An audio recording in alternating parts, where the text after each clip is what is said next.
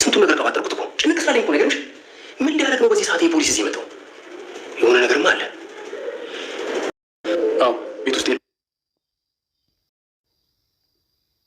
ፖሊስ እርዳታና እገዛ የሚያስፈልገው ጉዳይ አለ። እኛ ነገሩን በራሳችን ቀለል አድርገን እንፈታዋለን። እንዴት ማለት? ቤዛን ጭንብል የለበሰ ሽጉጥ የያዘ አግቷታል እያላችሁ ነበር እኮ። ምናልባት እገዛ ሊያስፈልገን ይችላል፣ ግን ሊረዳን የቻለው መሞከር አለብን። የሌላ ሰው እያጠፉ የራስን በመቀጠል ማለትሽ ነው? ልጄ እንደተናደድሽብኝ ይገባኛል፣ ግን አንቺ በዚህ መንገድ እኔን ማታስጨንቂ። ቆይ እሷ ማን ናት? የባለ መኪናው ሚስት ናት። ምን? ድምፅሽን ቀንሺ እና ለምን ይዛት መጣ? እሱን ውስጥ ከገባን በኋላ እነግርሻለሁ። እንዴ ይሄ እኮ ገንዘቡ ልታመጣ እንጂ ሰው አግተህ ለማምጣት። መከራ ያላለቀላት ቤዛ አሁንም በድጋሚ ሌላ እገታ ገጥሟታል። ቤዛ እንግዲህ ከዚህ በፊት ብሩን የት ነው ያደረግሽው በማለት ታግታ ስለነበረ ዛሬ ላይ ደግሞ ብሩን አምጪ የሚለው ሰውዬ ከቤት ይዟት ወደ እህቱ ቤት ሄዷል። መርማሪ ፖሊስም እንግዲህ እዛ እንዴት እንደተገኘ ሉላ ብትጠይቀውም መርማሪው ግን አሳማኝ መረጃ ባይናገርም በድንግርግር ከቤት ሊወጣ ችሏል። የእርግብ እናትም እንግዲህ ቤዛ እነሱ ቤት ስለተደበቀች ወንድሟ ሲመጣ አትገባም ብትለውም እሱ ግን ማለትም መርማሪው ፖሊስ ለምንድን ነው የማልገባው? የእህቴ ቤት ለምንድን ነው የተከለከልኩት? ምን የደበቅሽው አለ? በማለት በሯን ገፍትሮ ወደ ውስጥ ገብቷል። ሰላም ጤና ይስጥልኝ ውድና የተከበራችሁ ተመልካቾቼ እንዴት አላችሁ? እግዚአብሔር ይመስገን በጣም ደህና ነኝ። በያላችሁበት ሰላማችሁ ይብዛ እያልኩ ለዚህ ቻናል አዲስ ከሆናችሁ ሰብስክራይብ በማድረግ ቤተሰብ ሆኑ። እንዲሁም ነባሮች ላይክ፣ ሼር በማድረግ አበረታቱኝ። አብራችሁ ስላላችሁ ስለምታበረታቱኝ እጅግ በጣም አመሰግናለሁ። ዛሬ ደግሞ ቤዛ ድራማ ክፍል 122ን ይዤላችሁ መጥቻለሁ። እስከ ቪዲዮ ፍጻሜ ድረስ ከኔ ጋር ቆዩ። እንግዲህ በባለፈው ፓርት ላይ እነ ሱራፌል ሁሉም ታስረው ስለነበረ ከስራታቸው በማምለጥ እንዲሁም ደግሞ ቤዛን አጋቹ በመያዝ ነበረ ከውጪ የቤዛን ድምፅ ሰምቶ መርማሪው ፖሊስ ወደ ቤት የገባው። መርማሪ ፖሊስ በውጭ በር ሲገባ በቤት ደግሞ ሉላ፣ ሱራፌልና እንዲሁም ሳሚ ወደ ሳሎን እያቀኑ ነበረ። ነገር ግን ጩኸቷን ሰምተው ቢፈልጓትም ቤዛ ልትገኝ አልቻለችም። ሱራፌል ከፊት በመቅደም ሳሎን ላይ እንደዚህ የለችም በማለት ሲፈልጓት የት ሄዳ ይሆን በማለት እንግዲህ ወደ ቤት ገብተው በተጨናነቁበት ሰዓት ፖሊሱ ከውጭ ይመጣል። እንዴ አንተ መርማሪ ፖሊስ እዚህ ምን ታደርጋለህ? በማለት ሳሚ ቢጠይቀውም እሱም እናንተ እንዴት እዚህ ተገኛችሁ በማለት ነበረ ጥያቄ ጠየቀው። እኛማ ሁላችንም ታስረን ታግተን ነበረ፣ ነገር ግን አሁን አመልጠን ነው የመጣ ነው። ቤዛን ግን ጭንብል የለበሰና ፊቱን የሸፈነ መቶ ወስዷታል። የት እንዳለች አናውቅም፣ አሁን እንፈልጋት በማለት እንግዲህ በየክላሱ ቢፈልጓትም እሷ ግን ሊያገኟት አልቻሉም። መርማሪው ፖሊስም እንግዲህ በቃ እዚህ የለችም ማለት ነው፣ አሁን ከመጀመሪያው ጀምራችሁ ምን እንደተፈጠረ ብቻ ንገሩ በማለት ጠይቋቸው ነበረ። ሳሚም ያለውን ነገር ለመናገር ቢሞክርም አይሆንም በማለት እንግዲህ ሉላ አከላክረዋለች።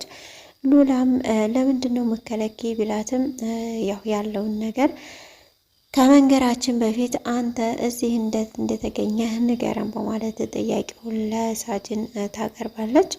ለምንድን ነው እንደዚህ የምትዩ በማለትም እንግዲህ ተናግሮ ነበረ ሳሚ። እሷም እኔ የቤዛ እህት ስለሆነ ነው፣ እሱም ደግሞ ባሏ ስለሆነ ነው፣ ስለዚህ የፈለግኩትን ጥያቄ መጠየቅ እችላለሁ በማለት ሉላ ለፖሊሱ ጥያቄዋን አቅርባለች።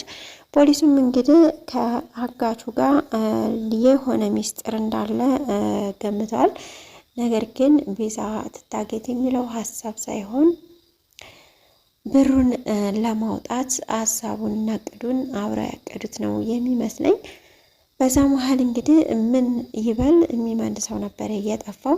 እዚህ እንዴት ተገኘህ? እንዴት ልትመጣ ቻልክ? በማለት ደጋግማ ትጠይቀዋለች።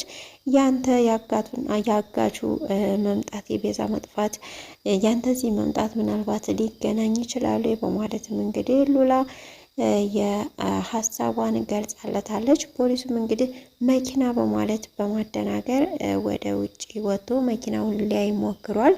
ሱራፌልም ተከትሎት ወጥቶ ነበረ። ነገር ግን መኪናውን ሊያገኙት አልቻሉም። ምን ነው በማለትም ቢጠይቀው መርማሪውም እንግዲህ እዚህ ጋር ነበር መኪናው የቆመው በማለት ይነግረዋል። ታርጋውን ታስታውሰዋለህ ብለውም እሱን ነበር የማስበው ግን ላስታውሰው አልቻልኩም በማለት ነው የመለሰለት። በውጭ በር በጓሮ በር እንዳለም ጠይቆት ሱራፌል አዎ አለ በማለት ይነግረዋል። እናንተ ቤት እየገባችሁ ነበር፣ እኔም ከውጭ እየገባው ነበረ፣ ስለዚህ በጓሮ በር ነው ይዟት የሚሄደው በማለት መርማሪውም ይነግረዋል። የቤዛ ቤተሰብ እንግዲህ እንደዚህ ተጨንቀው ባሉበት ሰዓት አጋች የተባለው ሰውዬ እርግብ ወዳለችበት ቤት ቤዛን በመያዝ ይገባል።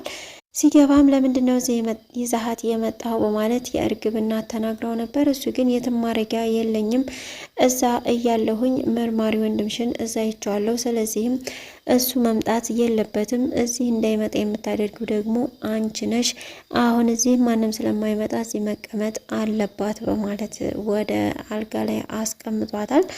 እርግብም ወደ ውስጥ ስለነበረች ይህን ጉድ አላየችም ነበር። ከእናቷ ጋር በምታወራበት ሰዓት እንግዲህ የሰው ህይወት እያጠፋችሁ የኔን ህይወት እንድትቀጥሉልኝ አልፈልግም በማለት ነበር የተናገረችው።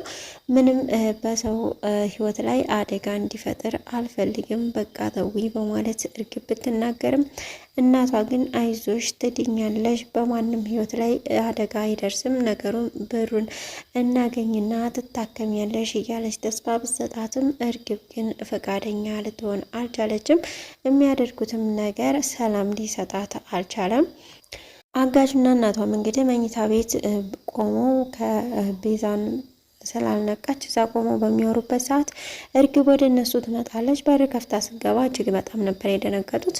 እነሱም አልጋ ላይ ስለተኛች ቤዛ ሊከልሏት ሞክረው ነበር። ነገር ግን ባሰማችው ድምፅ ምክንያት እርግብ ልጅቷን ማለትም ቤዛን ልታያት ትችላለች።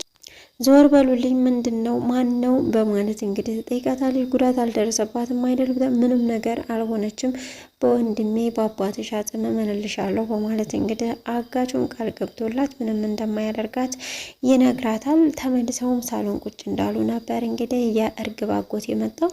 እርግብም አጎቴ ይሆናል በሩን ክፈቱት ብትልም እነሱ ግን እጅግ በመፍራትና በመንቀጥቀጥ በሩን ሊከፍቱት ፈቃደኛ አይደሉም። እንዴት እዚህ ሊመጣ ይችላል? አሁን እኮ እዛ አይቸው ነበር እያሉ ብዙ ሰበብ ቢያበዙም ነገር ግን እናት ተነስታ በሩን ተከፍተዋለች። ስትከፍተውም ለምንድን ነው እዚህ የመጣው? ለምን ሚስት ጋር አትሄድም? ሚስት እኮ ትጠብቃለች በማለት ከበሩ ላይ ልትመልሰው ብትሞክርም መርማሪው ዘገየ ግን ምን የደበቅሽው ነገር አለ? ወደ ቤት እንዳልገባ እንደዚህ የምከለኪ በማለት ብዙ ሰዓት ሊያወራት ቢሞክርም ነገር ግን እሷ ልታስገባው ፈቃደኛ አይደለችም። ቤዛም እየተፈራገጠች ካልጋ ላይ ወርዳ መሬት ትሆናለች። መሬትም ሆና እንግዲህ ባሰማችው ድምፅ ምንድን ነው ድምፁ በማለት እህቱን ገፍትሮ ዘገየ ወደ ውስጥ እንዲገባ ሆኗል።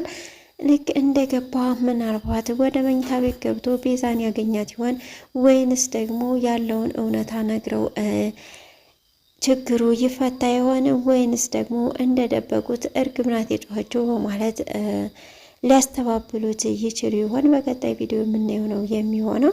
እስካሁን አብራችሁ ስለቆያችሁ እጅግ በጣም አመሰግናለሁ። ለቻናሉ አዲስ ከሆናችሁ ሰብስክራይብ በማድረግ ቤተሰብ ሁኑ፣ እንዲሁም ላይክ ሼር በማድረግ አበረታቱኝ። አብራችሁ ስላላችሁ እጅግ በጣም አመሰግናለሁ። ሰላም ለሰው ዘር በሙሉ ይሁን። ሰላም ለሀገራችን፣ ሰላም ለሕዝባችን።